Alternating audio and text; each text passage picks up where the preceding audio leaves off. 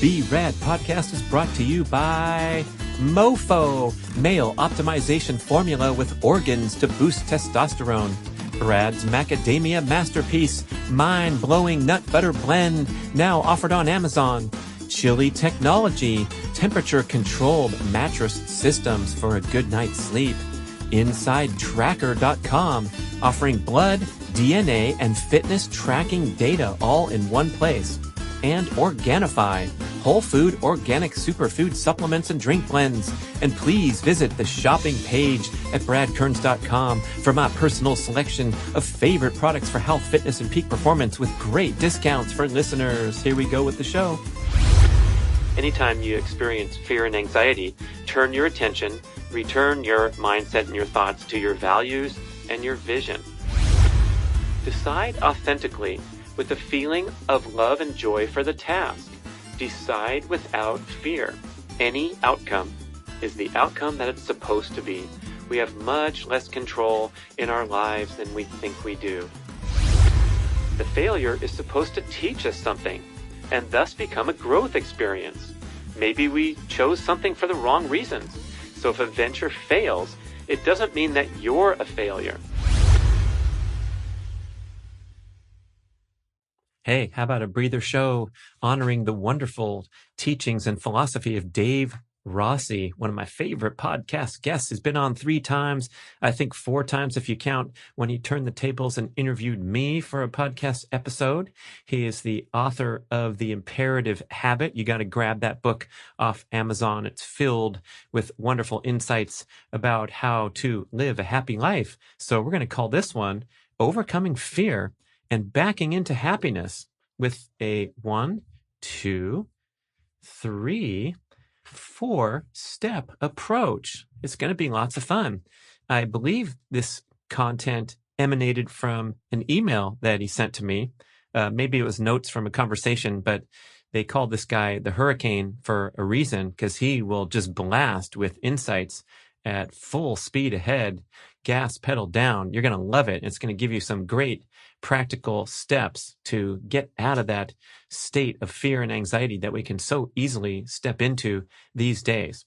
So the first step is to stop. That's right.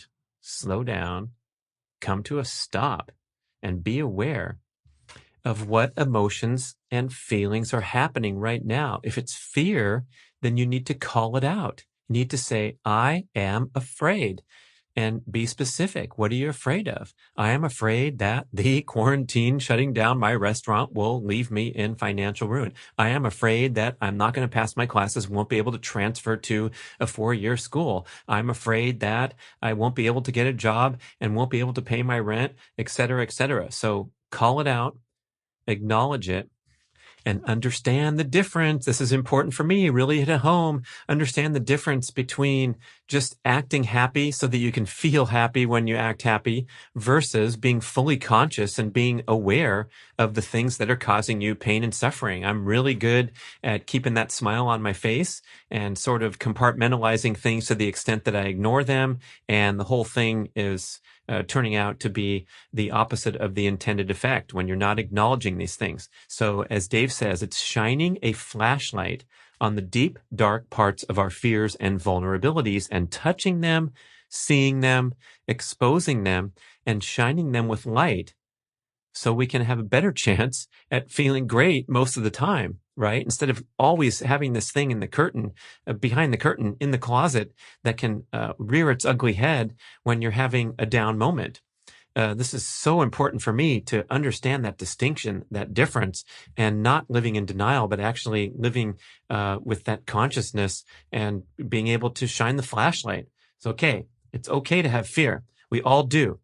The issue is what you're going to decide to do about it. Acting on any emotion is not really advisable, certainly not fear. Fear will inhibit clarity, full stop. Okay, so you've taken that first step. You have gotten in touch with your emotions and feelings. You're calling things out. And then the next step is to process it. So where is the thought of fear derived from? Is it actual true danger? Are you afraid when you jump off the cliff into the ocean below that something's going to happen? You're going to tweak your rotator cuff in your shoulder if you don't put your hand right? That's valid. That's legit. Are you afraid of loss? Afraid of results? Afraid of failure? So we got to process, and guess where it's going to head back to when we process it? It's either going to emanate from a belief or from your ego. When we determine the cause, we ask ourselves, what metrics, what issues surround the feeling and thought of fear in this example? Are they valid fears? How do I buffer up against the fears? Do we need a partner? Do we need more rope? Do we need a better co-presenter? What do we need? Using intelligence and thoughts, we apply reason to find solutions to the issues without having the fear overwhelm everything. This will give us greater intelligence and greater power to choose. I love this insight of using intelligence and thoughts and not having the fear, because I think a lot of times we are compelled, inspired to just grind away, and that hard work will pay off and answer and alleviate all our problems. And it doesn't really work that way, because you have to work hard and you have to work smart. You can't just grind away when you have a problem and expect to magically manifest results because you get a smiley face for working so hard. So when you're processing things and thinking it through and thinking about your approach and what's flawed with your approach, that's when you can start to make real progress. I'm thinking back to my time as an athlete when I would train harder and harder in pursuit of success. And maybe I was afraid of falling off the rankings or not being able to make it as an athlete. And so sometimes my response would be to just push myself harder all the way into burnout, mistakes, and in many cases manifesting my worst fears. When I was able to train smarter and harder if necessary, right? You got to get off your butt. If you're experiencing fear, you got to get out there and do something about it, but you have to do it, apply your efforts in the right direction. And that's when you can make real breakthroughs. So many other examples of this. Oh my gosh. I'm thinking of my son now. He graduated college. Now he needs to find a job, a place to live, and face real life really for the first time. It's very scary, brings out a lot of fear, and it can also be discouraging. But if you listen to Dave and his template advice to anytime you experience fear and anxiety, turn your attention, return your mindset and your thoughts to your values and your vision. Use your intelligence and your thoughts, put those to good use, and that's when you can go take action and take the proper steps, the proper protocol to find the things that you need to achieve your goals. And that's much better than the aimless and desperate attempts to make things happen without using that intelligence factor, without putting that into the mix. Okay, so back to Dave's comments. Tell yourself you need to make the analysis and the choice without the fear, but understand the issues surrounding the initial feeling. Dealing with fear is facing the things that you need to do to make something work. Doubting your ability can be real, and it's much more real if you doubt it without fear and without ego. Then you can objectively assess your abilities, not your abilities fogged by fear or ego. Get what I'm saying? So if you want to run for Congress against the 9-term incumbent and you don't have any money, but you really dream of making a difference in politics, okay, that might bring up some fears that you're going to get your ass kicked and swallowed before you can even get on the ballot. But you can at least objectively assess your abilities if you get rid of fear, get rid of ego, and realize, hey, maybe I should work as an aide in a congressman's office before I put my name out there and make my first poster. Okay, so Dave asks, is this a relative reality instead of ultimate reality and an ultimate fear? Can the belief causing the fear to be changed? Next step after processing it is to decide. Decide authentically with a feeling of love and joy for the task. Decide without fear. What helps? Well, guess what? Any outcome is the outcome that it's supposed to be. we have much less control in our lives than we think we do. And Dave gives an example of being a parent and pursuing this goal of parenting your kid all the way into becoming a success. We have much less control in our lives than we think we do. What a great example, because when I reflect back now that my kids are adult age, and if you're listening to kids of the child rearing age, realize that you might realize or pay attention to the idea that I've come up with, that the reflection I've had, that the kids are on their own path from a very young age. And there's a lot you can do to try to interfere, but they're more self-determinant than we give them credit for.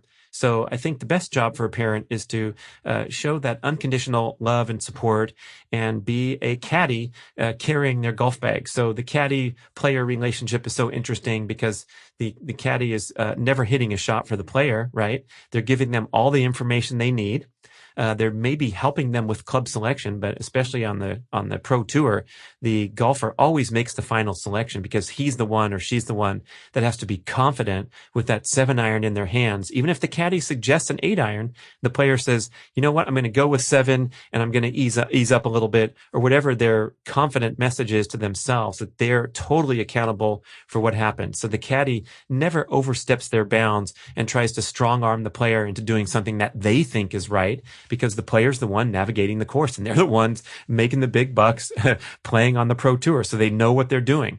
So as a parent, I love that analogy because it's so easy to step over the line and say, here, let me show you how to hit this shot. No one will notice, and I'll put it right on the green for you, and then you can putt. You think that's a funny analogy? What about the college bribery scandal where the parent is behind the scenes getting their kid admitted into the college when they don't deserve to be, or when they didn't even have their own chance to do it? So it's a great goal to never orchestrate overly orchestrate things for your kid, push them too far into one direction, because you do have that power and that influence, but it's just not going to come out well. The great therapist that I forget the title of his book, Dr. William Hughes, he's from Sacramento. He says, anything that's a parent's idea is oftentimes not turning out to be a very good idea. And anything that's a kid's idea usually turns out to be a great idea. So don't orchestrate things too much, and don't try to shield them from struggling and suffering and failure, because there's so many lessons to be learned from those dead ends. And oh my gosh, back to Dave, he says, if we fail, the failure is supposed to teach us something and thus become a growth experience. Maybe we chose something for the wrong reasons, and then we feel like we failed, whether it's a marriage or whether we spent those years in law school and embarking on a law career that didn't really work out for us, we didn't like. So if a venture fails, it doesn't mean that you're a failure. If you lose a race or an election or whatever it is, a lot of times that can alter your path to turn into something that's bigger and better and more suited for what your true calling is. Failure is not good or bad. We only think of it as bad. Whew, that's heavy. I like that. I mean, we know it's true, right? It's just really, really hard to swallow, especially in real time. And I'm sure you can come up with a lot of counter examples of when you sold your stock, when you panicked, when the market crashed, and that was a big fat failure because you lost 38% on your investment. But wait a second. Can you reference other times in your life when failure led to something greater? What about the incredible lessons that you've learned that have made you a better investor today, or whatever the example is? If you look on bradkearns.com, I have my Meet Brad link where I talk about kind of my life story in detail, especially with emphasis on my athletic career. And I talk about how my college running career and my big, huge dreams of being a runner in college and forming my identity was a horrible failure. And I kept getting injured and sick and spit out the back of the machine that was the Division I college running experience. But guess where it led me? It led me to a triathlon career that was vastly of greater magnitude, greater satisfaction, and more success than I could have had as a runner.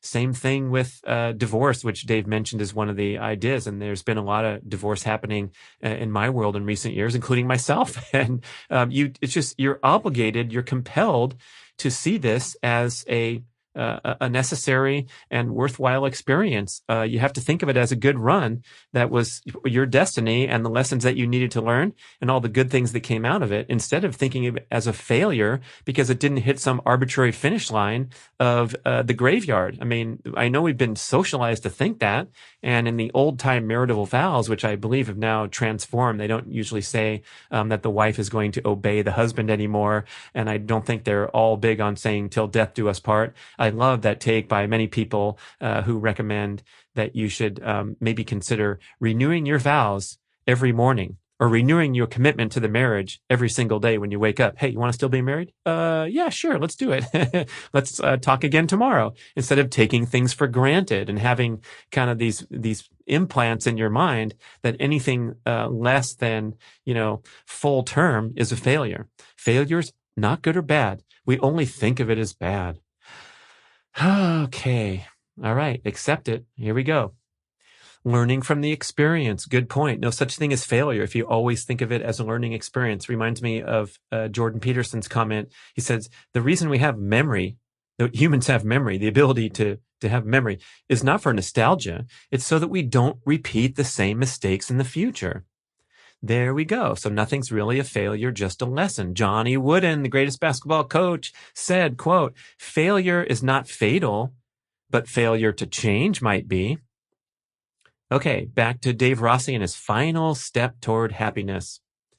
Choose knowing that you can fail, but because you want it and love trying for it. That's the reason. It's not for money or success, but because it's the right thing to do, the highest expression of your passions and talents. Oh, but wait a second. When we get older, we have more responsibility and the stakes are higher. But are they? We only think they are.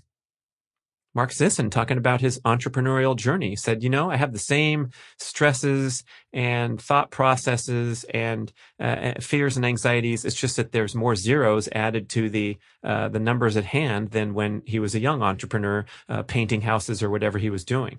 So we think the stakes are higher. That's only because we form a belief accordingly. We all deserve the clarity and the freedom of the young athlete who quit his accounting job and became a triathlete. Oh, he's talking about me there. How about that? So getting all the stuff that makes you unhappy out of the way, and you're left with happiness. That's Dave's big insight. I love that. Instead of pursuing happiness by going on another roller coaster ride or taking vacations or shopping till you drop on Amazon.com, just remove the things that make you unhappy and you're left in a state of happiness. Great quote by Tony Robbins here too. He says, the most important decision of your life is deciding whether you're truly committed to being happy no matter what every single day. Good stuff. Thanks for listening, people. Go out there and make it happen. Take those steps. First, if you're feeling fears, stop. Be aware of those emotions and feelings. Next, process things using intelligence and thoughts. Next, decide what you're going to do. Remember that any outcome is the outcome that's meant to be. We have much less control in our lives than we think we do. And finally, for happiness, go pursue things for the right reasons, I think is what Dave's saying here, not for money or success, but because it's the highest expression of your passions and talents, and get those things out of the way that make you unhappy and you're left with happiness. Thank you for listening. Thank you for listening to the show. I love sharing the experience with you and greatly appreciate your support. Please email podcast@bradventures.com with feedback, suggestions, and questions for the Q&A shows. Subscribe to our email list at bradkearns.com for a weekly blast about the published episodes and a wonderful bi-monthly newsletter edition with informative articles and practical tips for all aspects of healthy living. You can also download several awesome free ebooks when you subscribe to the email list. And if you could go to the trouble to leave a 5 or 5-star review with Apple Podcasts or wherever else you listen to the shows, that would be super incredibly awesome. It helps raise the profile of the B.rad podcast and attract new listeners.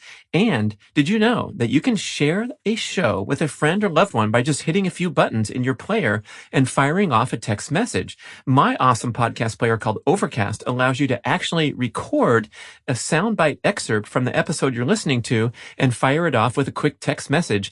Thank you so much for spreading the word. And remember, be rad.